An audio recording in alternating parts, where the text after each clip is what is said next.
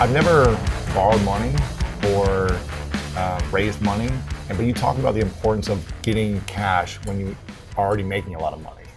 Why should someone like myself or a business owner get a line of credit, get cash out, even if they're already thriving and doing well and they've got cash in the bank? What's the importance of that? Well, everybody does different things, and you got to do with what you're comfortable with. And I've always been comfortable with borrowing money, but that's also my success, because the way you look at unless you're a tech baby again, the world was created because of leverage finance, okay? Right. There's the reason that you had, all the tech companies and the media companies and the great big casinos in Vegas, the things that cost billions of dollars. You had to raise a lot of money. You did it with leverage finance. That's why there was such an explosiveness in the 80s, because of leverage finance.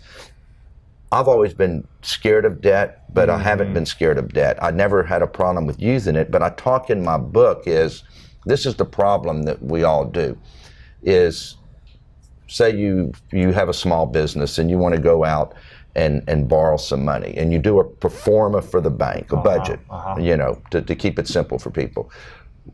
People always give a budget that is the best case scenario, and they start to drink their own Kool-Aid and think that's what they're going to do. Well, one of the things projections. I'm like, here's where we're going to be in 3 years and 5 years. Yeah, or even next year. And what I've always done is I've done that for the bank.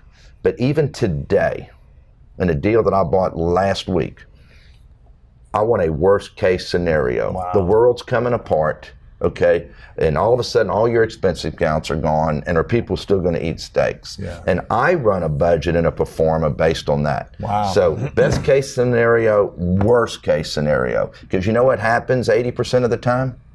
The worst case scenario. Really? Yes, that's just life. Right. And that's a tool that I've always used, because what happens is they give that to the bank or to whoever, and all of a sudden you start drinking your own Kool-Aid like that's easy to do. It's not easy to do. Being successful in business is not easy. Yeah. But that's why I talk about just simple tools in here. When HarperCollins came to me, they didn't say, we want a life story. We see you on your show. We see you on these business talk shows. We read these articles.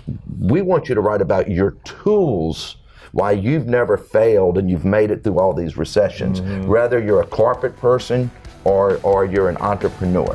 Why did you get to go like this? It never really went like this. Right.